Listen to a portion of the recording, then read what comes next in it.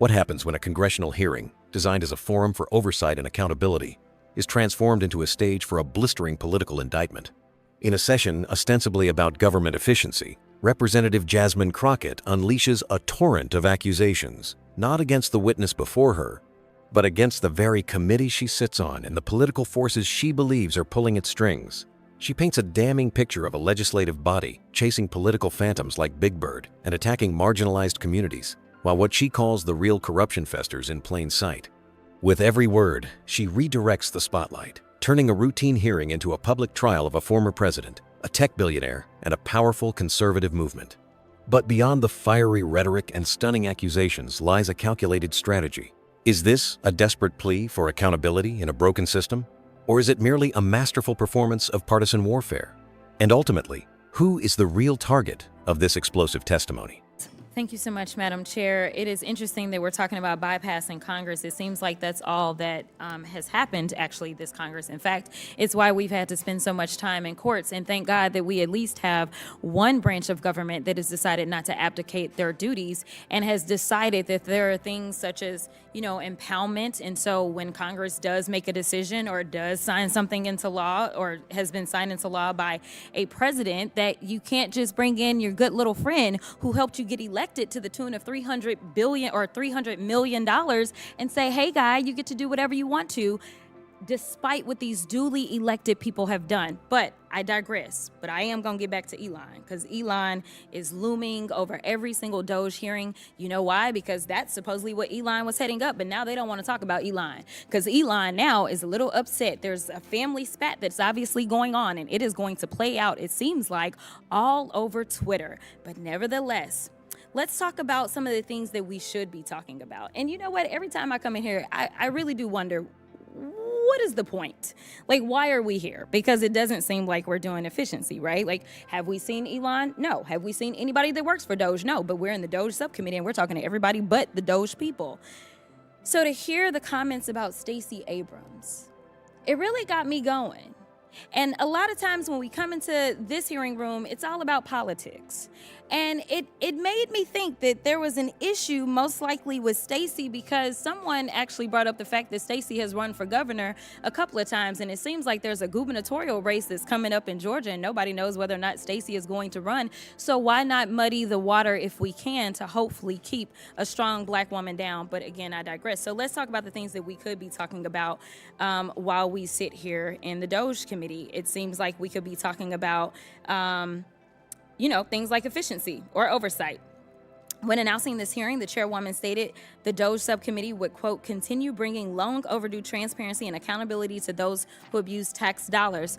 But so far this Congress, Republicans have focused their oversight responsibilities on things like defunding Big Bird, as well as attacking, of course, trans kids, because they're really the big threat that we have.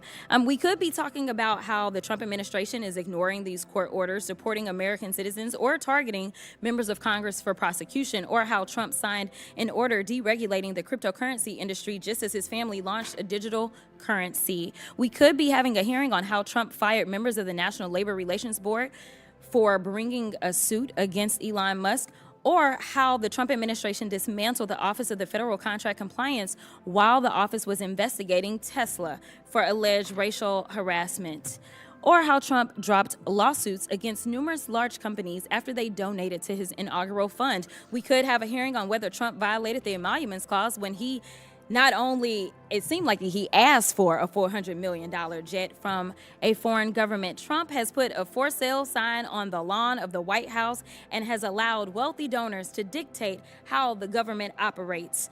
That's what we should be having a hearing about, but nope.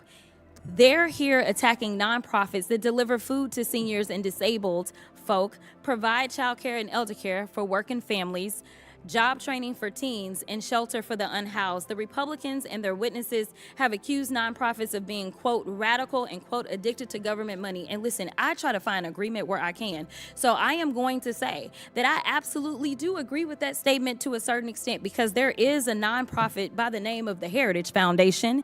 And last time I checked, the Heritage Foundation, they are the authors of Project 2025. And we are living through the hell of Project 2025 right now. And something tells me that that's a bit of a partisan partisan thing because they said it was the conservative playbook. So as far as I'm concerned, I don't know why we would ever look at the Heritage Foundation and think that it's anything but radical and, quote, addicted to government money potentially.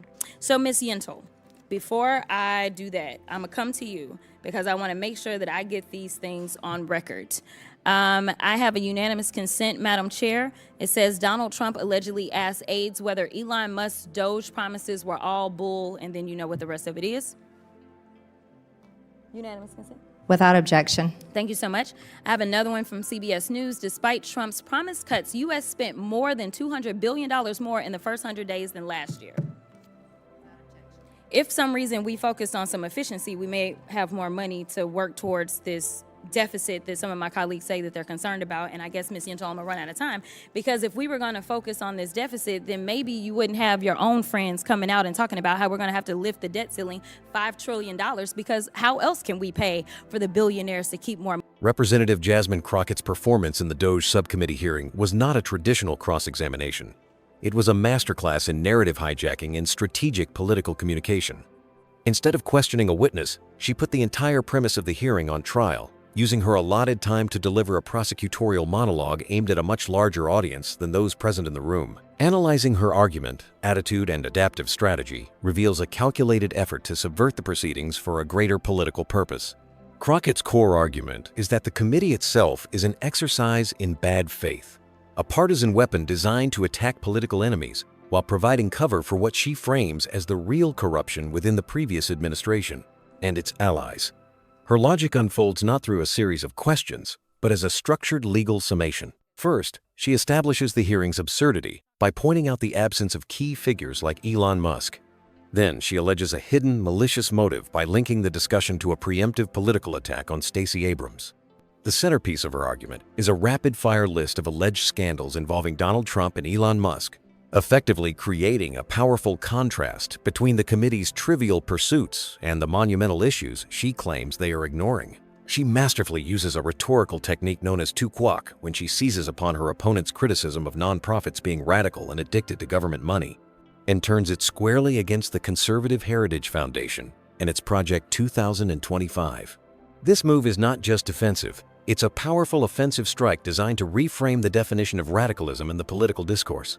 Her strategic goal was never to extract information from a witness. It was to create a viral, self-contained piece of media that bypasses the committee's intended narrative and speaks directly to the public, painting her political adversaries as hypocritical, corrupt, and focused on frivolous culture wars. The attitude Crockett projects is one of controlled fury and profound exasperation.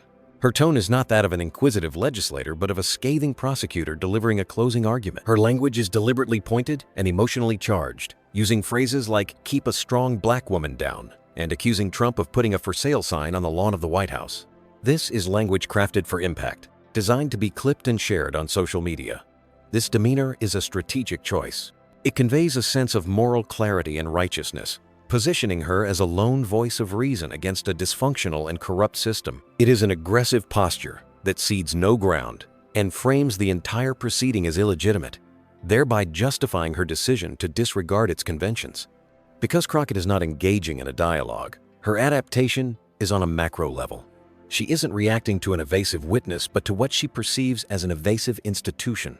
When faced with a hearing that she believes is avoiding the real issues, her adaptation is to completely abandon its premise. She effectively commandeers the proceedings, refusing to play a part in what she considers a political charade.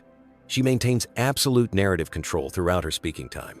By the time she yields, the conversation is no longer about the committee's agenda. It is about Trump's finances, Tesla's labor practices, the Emoluments clause, and Project 2025. She successfully transforms the committee's platform into her own soapbox, demonstrating an expert ability to control the flow of the story. In conclusion, Representative Crockett's performance was a calculated subversion of congressional norms for a clear political objective. It was both a plea for a different kind of accountability and a masterful act of partisan warfare. She used the tactics of the latter to argue for the former, leveraging a platform she deemed corrupt to broadcast a message of deeper, unexamined corruption.